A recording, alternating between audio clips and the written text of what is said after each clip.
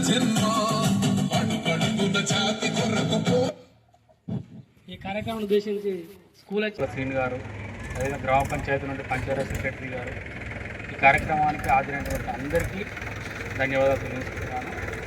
మనకు జనవరి 26 ఆ రోజు నుండి మన భారత రాజ్యాంగం అమల్లోకి వచ్చింది.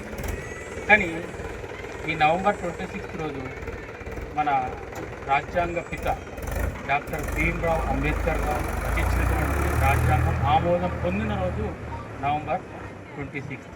యాక్చువల్లీ ఈరోజు న్యాయ దినోత్సవం ఉండేది. దానిని ఇండియన్ కాన్స్టిట్యూషన్ డేగా రాజ్యాంగ దినోత్సవంగా జరుపుకోవడం జరుగుతున్నది. ఇప్పుడు ఈ విద్యార్థులు కానీ చదువుకున్నటువంటి ఉద్యోగార్థులు కానీ కుల మత సంబంధం లేకుండా అందరికీ సమానమైన న్యాయం జరుగుతుంది అంటే అది డాక్టర్ భీమ్రావ్ అంబేద్కర్ గారి దయ వల్లనే.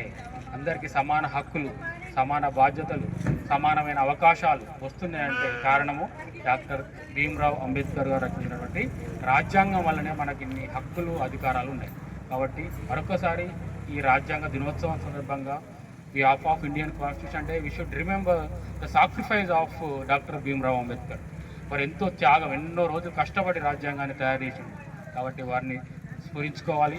వారు వేసినటువంటి బాటలో నడిచి ప్రతి విద్యార్థి పౌరుడు ఉత్తమ పౌరుడుగా తీర్చిదిద్దేటువంటి బాధ్యత మా ఉపాధ్యాయుల పైన ఉంది, అందరి సమాజం పైన ఉంది. మరొకసారి ఈ కార్యక్రమానికి ఆహ్వానించిన యాకూబ్ గారికి, అందరి సభ్యులందరికీ మరొకసారి ధన్యవాదాలు తెలియజేసుకుంటూ ముగిస్తున్నాం.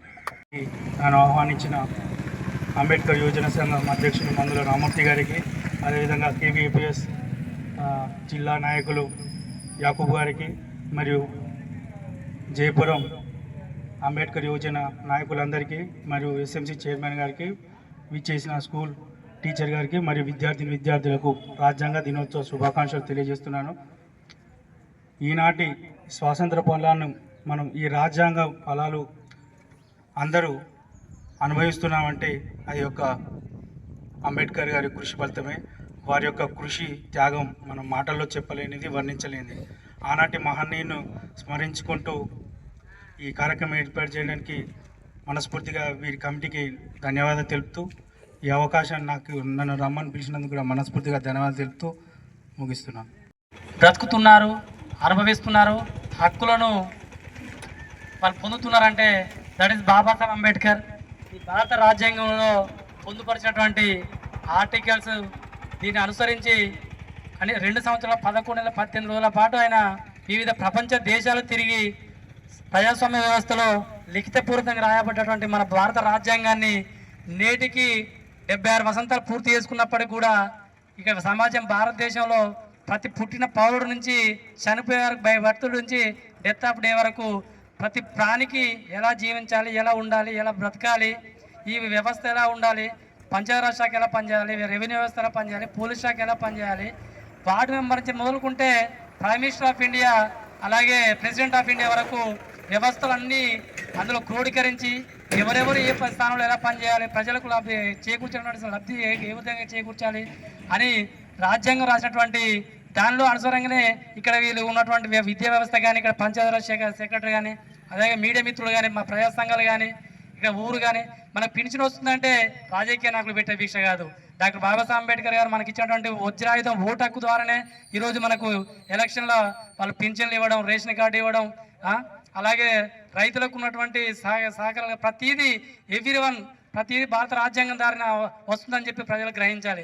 కొంతమంది ఏమో ఇక్కడ విగ్రహాన్ని పెట్టేటప్పుడు కొంతమంది తెలిసి తెలియక మీ అంబేద్కర్ కదా, మీ వాడల్ని పెట్టుకోవాలి కదా, ఇక్కడ నడువుల్లో పెట్టాల్సిన కాన్సెప్ట్ ఉందని కొంతమంది తెలిసి తెలియక మాట్లాడేళ్ళు. మా అంబేద్కర్ కాదు, ఎస్సీ ఎస్టీలకు కాదు, మా సామాజిక వర్గంలో పుట్టినప్పటికీ మాకంటే ఎక్కువ బీసీ సామాజిక వర్గానికి అత్యధికంగా రిజర్వేషన్లు కల్పించినటువంటి మహోన్నత వ్యక్తి.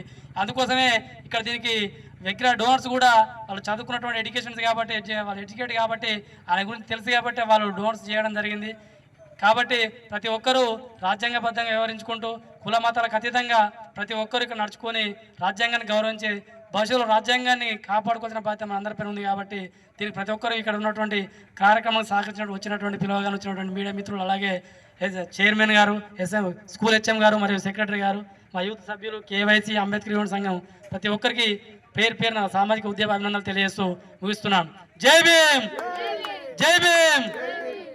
నినాదం గని అవగాహన లేకున్నది కొంత సమాజం, రాజ్యాంగం ప్రతిఫలాలు పొందుతూ జనం, గది అంటే అందని అడిగే అది కుల దేశం, జీవితాన్ని దారపోసినాడు రమణకై, అవమానాలను భవించి నిలిచెర బలమై, భావితరాల బతుకును మార్చుట కొరకై, అనసబడిన వాళ్ళ కొరకు పుట్టెర వెలుగై.